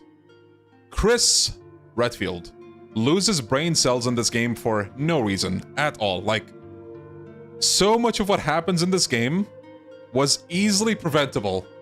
But Chris Redfield decided to just say, okay, you know what? Let me open this box over here, take out the brain, close it back again. Now let's proceed with the story. Replaying RE8 feels like a chore, especially with the baby section being unskippable. Now, you may interpret this multiple ways. You may point and laugh, be like, oh, Leon, you're scared of the baby section. Or maybe you won't do that, that's fine. But I wish that section was skippable, okay? I really do. Shadows of Rose was a mini campaign that was added. I find it to be alright, but it's not the kind of thing that I would see myself revisiting often or anytime soon, really. It's a little too gimmicky, I think. It was just fine. So, bearing all of this in mind, I think Resident Evil Village belongs in the B tier. Yeah, I think this is an apt placement for it. Again, fun game, but like... I don't know, I find 7 to be much better. Maybe the one area I find 8 to be better is, like, the gameplay. But that's it. But DLC, 7 is better in every way. You have, like, the campaigns themselves are better in every single way. The story of 7 is better in every single way. Maybe except when we talk about Ethan. Yeah. I think I enjoyed the villains of 7 more than 8 as well. The weapon progression is kind of bad too. Yeah, I mean, definitely. 7 is probably going to be king in terms of, like, scariest RE game. It's probably going to be, like, king for a long time. RE8 is more action-focused, which I feel takes away the survival horror from 7. I actually don't even mind that. Like, I do have RE5 over here. I just think...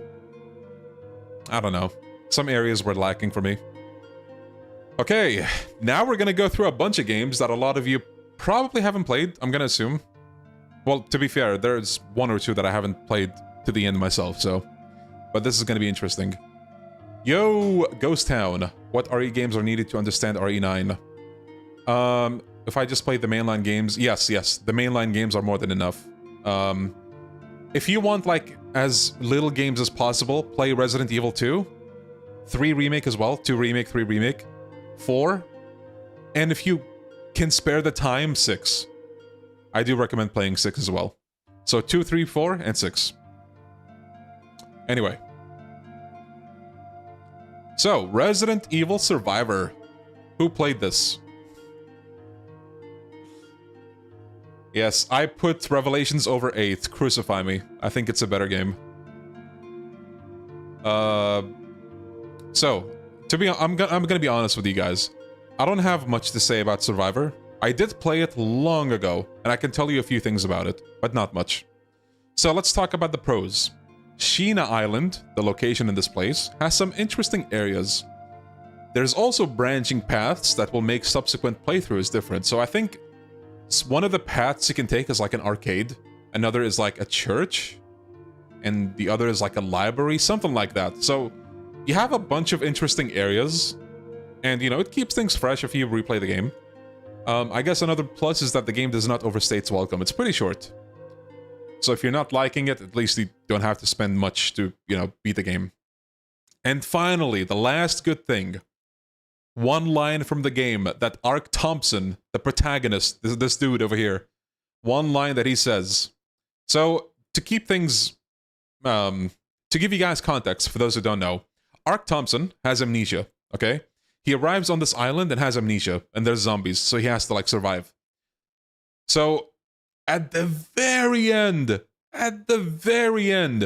he regains his memories. And he drops one of the funniest lines, probably unintentionally funny lines, but he says, "That's right.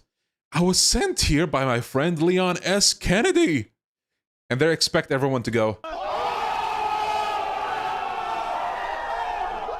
like, it's not even bad, it's just funny. Like, Leon never once mentions this guy, but he's, like, apparently they're friends, so there's that.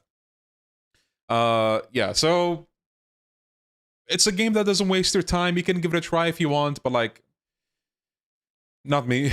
Oh, well, maybe eventually at some point, I don't know. So the cons. Ark Thompson, this protag dude, is laughably forgettable. Also, I think the music stopped. Yeah, let's play something else. Chat, no Ark Thompson. I rest my case. All the characters in this game are forgettable. Let's add to that. Not just Ark, all the characters. The soundtrack is mediocre, if not laughable. Insignificant games in the grand scheme of things. So, like, you're really not missing out on anything if you don't play this game. So I'm gonna put it at the bottom of C tier. which might seem crazy because it's like in the same tier as all these others. But D tier is going to be reserved. Are we back? Oh my goodness. Ark, please don't sabotage, bro. Okay, what was the last thing I said? Remind me, fellas. I think it's probably going to be there in the final video, but like still. Ark Thompson alone deserves his own tier. Okay, I'm gonna repeat what I said at the end. So, I'm gonna put it at the bottom of C tier. You might be thinking, Leon, this is on the same tier as RE3 Remake. Same tier as RE6 and RE0. Yes, I know, believe me. But I'm reserving D tier for like big stinkers. So, bottom of C tier is still like... You know what? I have an idea. We're gonna switch things around a little bit. Last thing was resuming the music. Okay, no problem. No problem. Okay, so D tier. And we're gonna make a new tier below.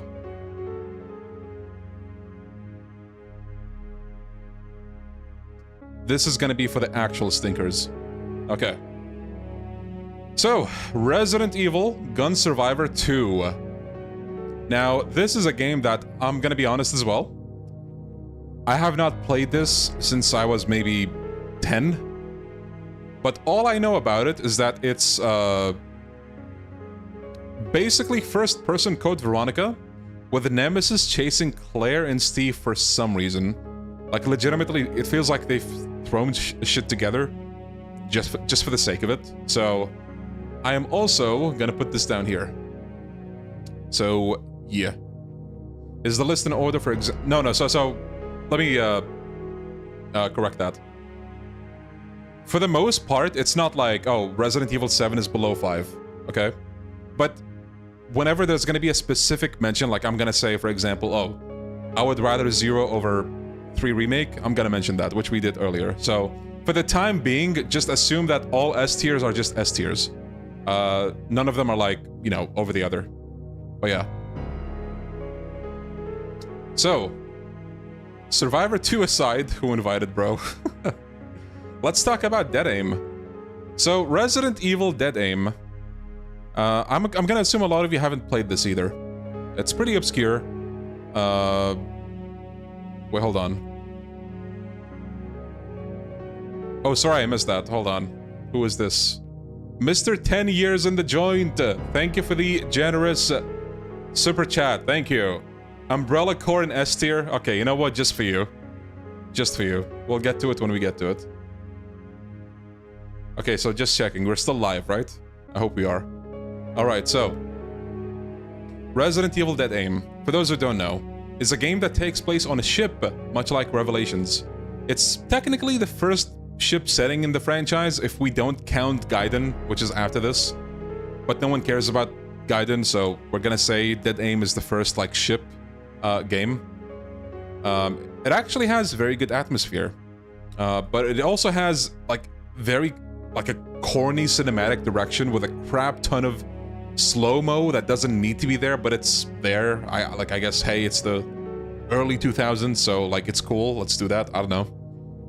It also has a banger credits theme and a couple of shout-outs to some themes, like the save room theme. I like it. It also has one of the most unique tyrants in the series, a lady tyrant with heels. So, make of that what you will. Oh my god, someone has a Gaiden Leon emoji. Okay, so let's talk about the cons. The protags, Bruce and Fong Ling, are legitimately, not even kidding, if you play you'll see, or if you watch you'll see. Bruce and Fong Ling are discount Leon and Ada respectively. It's not even funny, okay? A lot about this game is forgettable, and missing out on this game is inconsequential. Like, you're not gonna miss out on much, really. But if you do play it, it's kind of neat. The first-person shooting was made to be used with light guns, but I do wish you had the option to do third-person shooting, so that's another con. Oh no, did the mic? No, okay. Okay, I thought the mic disconnected. Don't scare me, bro. Don't scare me like that. Okay, we're still good. So, bearing all that in mind, I'm gonna put this right here. I think at the bottom C tier is fine. Right. So, we have an incredible game up ahead. Resident Evil Gaiden. Wait, can you guys not hear me? On OBS, it says... Okay, guys, don't play with me like that. OBS says my microphone is fine, okay? So it's probably fine. Don't do that. Don't, okay. Okay. Resident Evil Gaiden. Probably the least played Resident Evil game on this whole list. Which is funny to say because the PvP Resident Evil games exist. So, for those who don't know, Resident Evil Gaiden is a Game Boy Resident Evil game. So that alone makes it a candidate for least played Resident Evil game. Okay? Finally, Resident Evil for the Game Boy. It's Resident Evil on the Game Boy. Like, it's horrible, but it's like hard to complain about what it is because it's Resident Evil for the Game Boy. But, you know, setting aside the jokes, the story premise is actually interesting. It's technically the first Barry game where he infiltrates a BOW infested ship. He meets Leon, and the two of them save a couple of kids along the way. Another thing of note, when it comes to the story, this game has arguably the scariest tyrant, lore-wise, because that tyrant is basically the Thing from John Carpenter's movie. He's able to shapeshift into any other person, and the game actually ends on one of the eeriest endings in the whole franchise. It ends with a shot on Leon's neck being injured, and green blood oozing out of his neck, like heavily hinting that Leon was replaced. And it just ends like that, by the way. That's the last shot. Like, look it up if you want to, but it's pretty morbid, like the implications. So for better or worse, you know, maybe it's good that it's not canon. Now the cons. Scientists say that enough exposure to the soundtrack will deafen you, and further prolonged exposure may even blind you. Do not listen to the soundtrack of this game. Do not. I warned you. Maybe you want to do that, but I warned you. And in addition to that, you know, why expose yourself to this game when the others exist? Like, just don't do that. Like at the very bottom, D tier.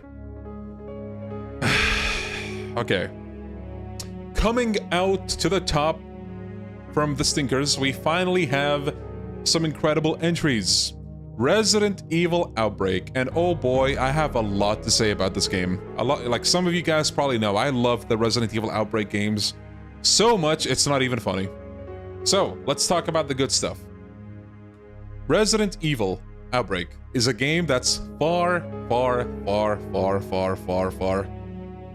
too ahead of its time. It came out one generation too early. The first online Resident Evil experience, and many people missed out on it because it was on the PlayStation 2. The sound design in this game is incredible. The soundtrack is incredible.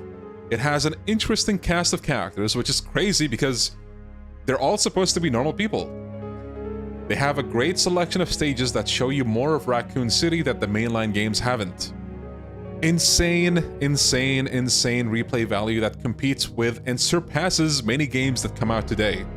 A lot of unlockable concept art, cutscenes, playable characters, difficulties, infinite ammo, costumes, etc, etc. Every single character, whether base game or unlockable, has unique stats that differ from the others. Unique HP, like a unique HP amount, unique movement speed, unique starting items. The game also has some great enemies unique to this game, like for example, I guess we can count the Leech Man that haunts you in the hospital, the Thong Tyrant and Decisions, you know, so on and so forth. And I think this game has one of the best endings to the Raccoon City tragedy. I feel like they nailed that so much. Now for the cons, there's one thing. This game came out too early. I wish this came out on the PlayStation 3, otherwise, man, this is an easy S tier, bro. I love Resident Evil Outbreak so much. It truly is an experience that you can't replicate with other games. Like, there's no game like it. If you want a classic Resident Evil experience online, this is it right here. And thankfully, fan servers are still up, so if you want to still like play it on emulator, you can do that. Or maybe even actual hardware. But you'd have to set that up. But anyway. Resident Evil Outbreak File 2. Literally all the same pros and cons, but I'll add a few pros to this one. They add a bunch of quality of life, like auto-aim, moving while shooting, even more unique characteristics to the characters. So like, all the main characters have an additional like starting item, for example, so that's good. You have even more unlockable NPCs in this game.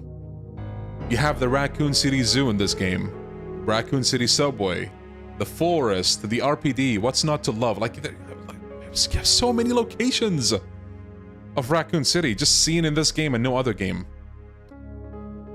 You also have like an added boss rush thing, like special levels where you go through all the bosses, and elimination missions where you just go through areas and kill zombies and monsters. So yeah, like easy S tier. Love this game. The Outbreak games are great. And now we move on to the Umbrella Chronicles game. Now, I will note, before I say anything, that I might not have had the best experience with the both Chronicles games. So maybe I'm gonna be a bit harsh, more harsh than I should be. So, you know, just to put that out there. So don't get too mad if I just say stuff you don't agree with, okay? But I will say the good things. Umbrella Chronicles, you revisit important Raccoon City moments in a new light.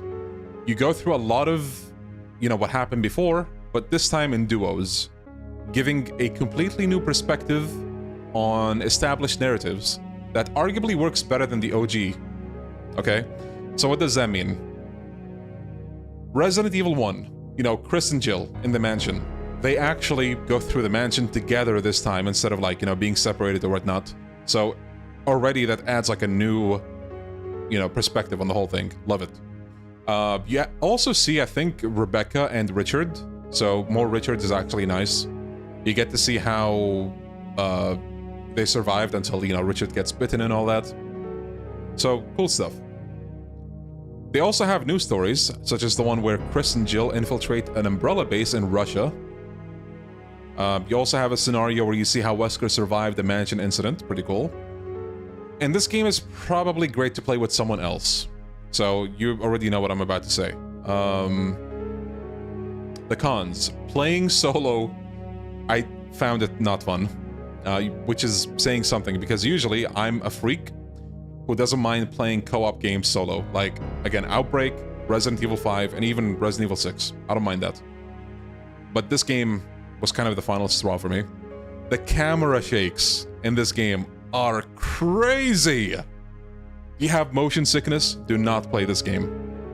And that's coming from someone who doesn't have motion sickness. Holy camera shakes, bro. They're crazy. Another con is that it's stuck on the Wii and the PlayStation 3. So yeah, bearing all that in mind, the camera shakes actually hinder this game a lot for me. But in spite of that, you know, there's still some unique stuff to see in this game that are, you know, special to this game. So I'm gonna give this game a C tier. I think this is a good placement. Right. Yeah, I played this game with a controller. See, that's already a problem. That's why I gave like a bit of a disclaimer, like I didn't have the best experience, so, you know, just don't crucify me. Okay, Dark Side Chronicles. A lot of what I said for Umbrella Chronicles applies to this game as well. But, you know, you have like different scenarios, obviously. So, for example, you revisit RE2, but this time you play Leon and Claire together. They go through the events of the game together. So, again, really cool stuff. Code Veronica, you play as Claire and Steve. They go through the whole thing together. But they also add a new story where you play as Leon and Krauser. Really cool idea. Having said that, holy mother, when you unlock Krauser's perspective of the campaign, he is so painfully edgy. Like, insanely edgy. You think Virgil is edgy? Check out Krauser in this game. Oh my god, insanely edgy. But it's like the kind of thing that's so bad it's funny / good. So, there's that. And the other cons kind of similar to Umbrella Chronicles. So playing solo, not very fun. Camera shakes, and it's stuck on the Wii and the PlayStation 3. So, yeah, but all things considered, still like a decent game that might be worth checking out if you can. Camera shake is way worse than Dark Side Chronicles, really. Yeah, I wasn't sure which one of the two had the worst one, but they can stay together. Okay. Resident Evil Mercenaries 3D. This is gonna be a hot take. And I know I already had one with something like RE5 up here, or maybe the Rev 2 here, Village here. But this is also gonna be a hot take. I'm gonna start off with the good things. This game is perfect for someone like me who fell in love with Resident Evil 4 and 5's Mercenaries mode. Legitimately, I don't mind the idea of a smaller Resident Evil game that just focuses on mercenaries or gameplay stuff like this one. This game brings a mix of RE4 and RE5 characters, and that whole, that mix brings out an interesting dish. So you have RE5 Chris, RE5 Jill, Darkside Chronicles Claire, RE1 Rebecca, RE1 Barry, RE4 Hunk, RE4 Krauser, and RE5 Wesker, all in the same game, so interesting blend of characters. You have a ton of unlockable skills, passive effects to spice up your gameplay, different loadouts as well. I think you can switch them around. You have alternate costumes for the characters. They also change up your stats, if I remember right, like depending on which outfit you pick. They also do a mix of RE4 and RE5 stages, and also a mix of RE4 and RE5 enemies, so again, pretty cool to see. Now, the cons of this game. Give me more characters, bro. Like, legitimately, I want to see them do another mercenaries-centered game. I love that shit. I would not mind seeing another one, or maybe even a port for this. Which, speaking of, another con is that it's stuck on the 3DS, unfortunately. We have not gotten any other game like this one. And for better or worse, you know, I find this game really, really fun.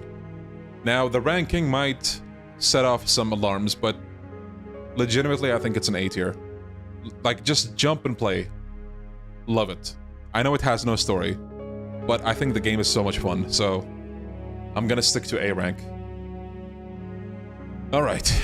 Resident Evil Operation Raccoon City. I'm actually curious where this one sits with people, because I have a couple of friends that actually like this game, but I know for the most part, I think most people don't like it, so gonna be interesting to see. Now for me, the pros of this game is, once again, you get to see a new perspective on Raccoon City through the eyes of Umbrella agents. This game also plays with a timeline and changes events around at times. One example is you can actually end the game with killing Leon. You can either kill him or spare him. I don't think I beat the game, but I played it for like 12 hours, give or take, and unfortunately I had enough. Maybe if I were to revisit it now, I might, like, have a different opinion, but I'm not so sure about that. Because, moving on to the cons, I remember the gameplay not being that fun. Like, repetitive / boring, you know, what have you. I just remember the gameplay being annoying, so unfortunate, but yeah. I'm gonna put this at the top of D tier. So it's at the top of something. But yeah, I think this is where I put it. Oh yeah, I think it also had DLC stories or something like that, where you play as another squad and it had PvP modes. Like, I'm not sure. Like, honestly didn't care much for the game. But yeah. So, moving on. Oh my goodness.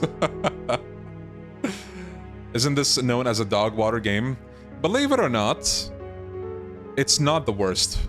It is, like, all things considered, not the best one. Low tier, definitely, but not the worst one.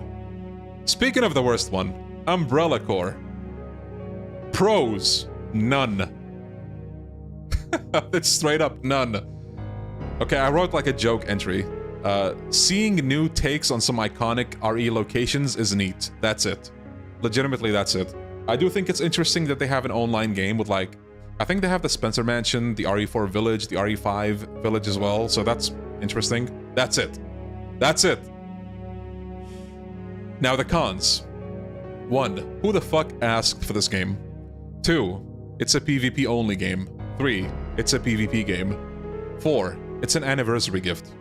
This is like surprising your brother with a knuckle sandwich to the face, and him getting livid at you for a good reason, and then you wonder, like, why is he so mad? Like, what did he do to him? They were dense with this, bro. And finally, why does this game exist when Call of Duty is out there, bro? Like, just have a collab with Call of Duty or something, I don't know. Legitimately, again, keep in mind, this was an anniversary gift. This was an anniversary gift. You think Yakuza has it bad? Or had it bad? Resident Evil had it beneath the surface, bro. Goddamn. This shit was horrible. Okay.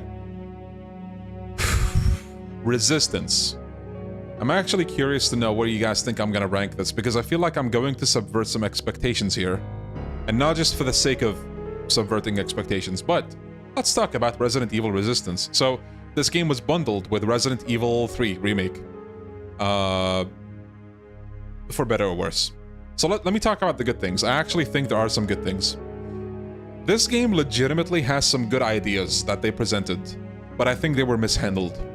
This game, for one thing, could have been Outbreak 3. Easily could have been Outbreak 3. Between, like, the locations that are exclusive to this game that are not in RE2 or RE3, you know, that's already a good start. But then you also have, like, these unique-looking survivors that were, you know, like, they're well-made, like, the models and all that. They're distinct. You know, you have, like, the jock, you have, like, the goth girl, you have the nerd girl, you have the nerd guy, the muscle of the group, the cowgirl. You actually have a good selection of survivors. Like, they're all unique. I love that. This game, surprisingly, can be fun when you're not playing with cheaters or against cheaters.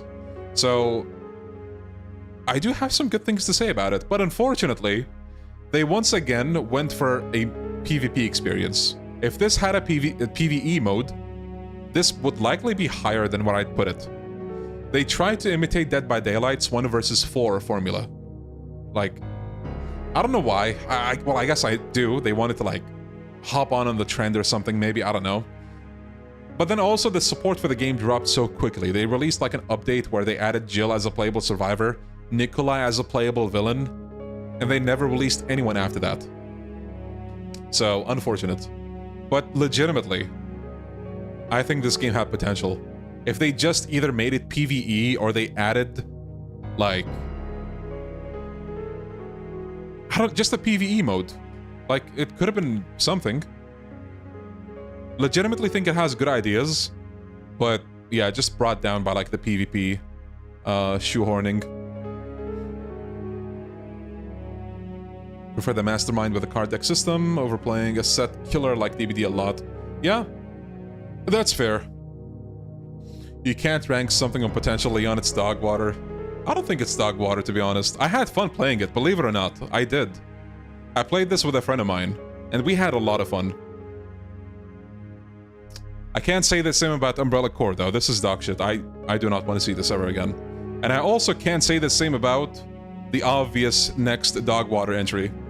Yet another PvP game. A PvP-only game that's basically just asset rehash. Asset reuse. Like, pros, none. I didn't write anything down. Cons, holy mother of reused assets. Now see, the idea of reused assets is not a problem, okay? Actually, let me put Umbrella Corps at the very bottom, but reused assets is fine. That's not the problem.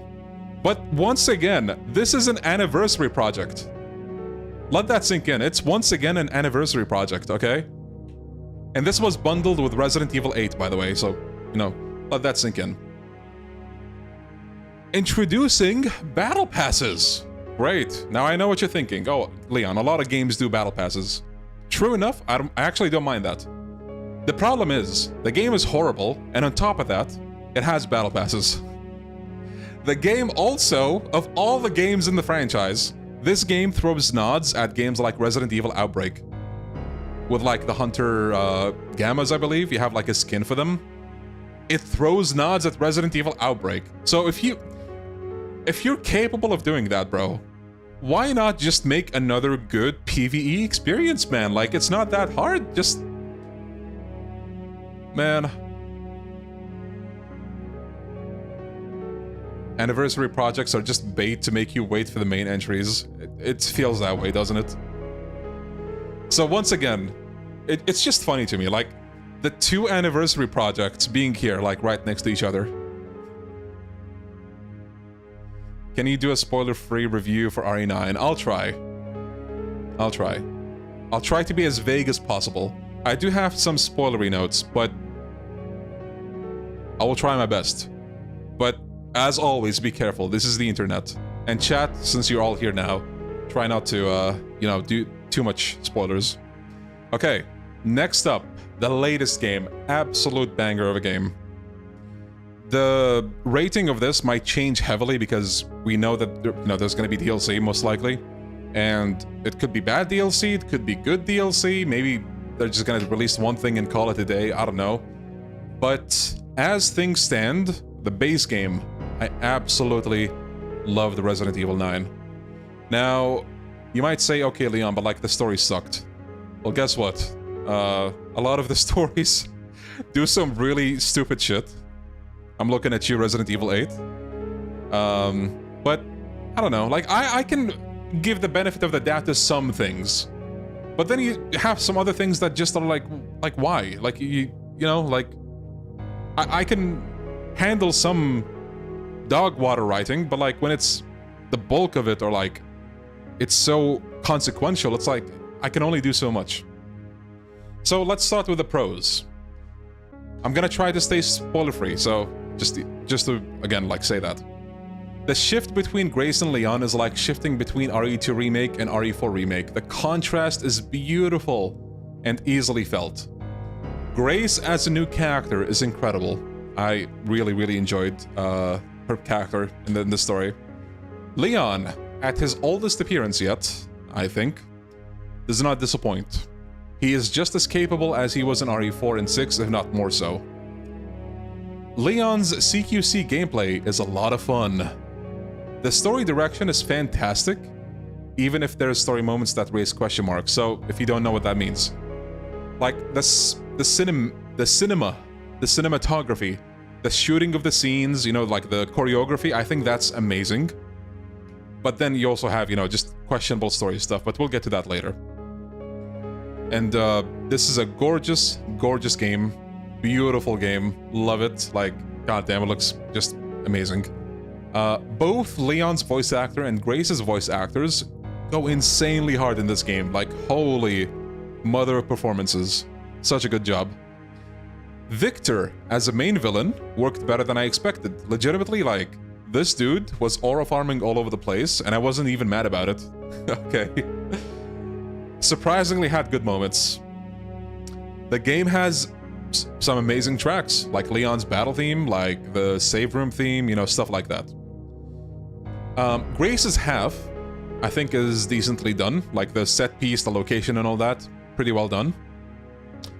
And then the Leon half, you know, to stay vague, the Leon half almost brings a person to cry.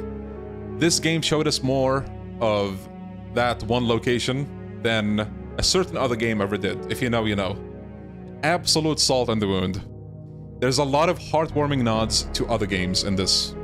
The charms system, which I guess you can say originated in 4 Remake, came back, and it's nice to see, to, you know, just have like small effects that may or may not help you in gameplay. Unlockable weapons in this are solid. Replaying the game is really fun. I'm on my 8th playthrough at the moment, and I'm helping my dad get some challenges done, like beating the game under 4 hours and stuff like that, so that's gonna be fun. Now the cons. Grace having essentially just 2 pistols and the requiem for guns is a bit of a downer. Spongy enemy problem that was in RE4 Remake still exists at sometimes, more so for Leon than for Grace. For Grace, you can kind of say, okay, like, you know, she's supposed to be like more difficult than Leon and whatnot. It's fine.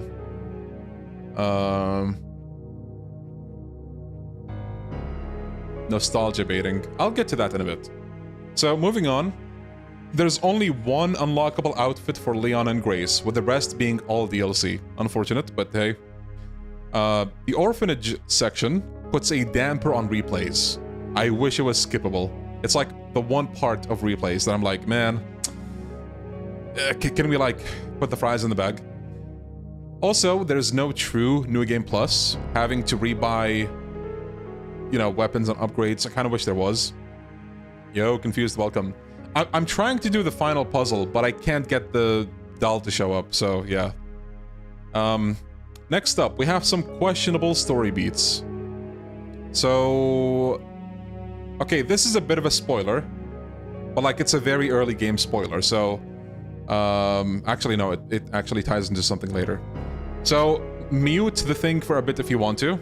I'm gonna give you a heads up, just mute the thing if you want to. For like 5 seconds until I do the thumbs up. If I do the thumbs up, we're done with spoilers. So, questionable story beats.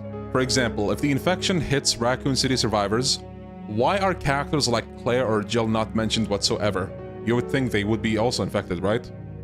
Okay, thumbs up. But also, I'm gonna mention another spoiler, so, mute once again, please.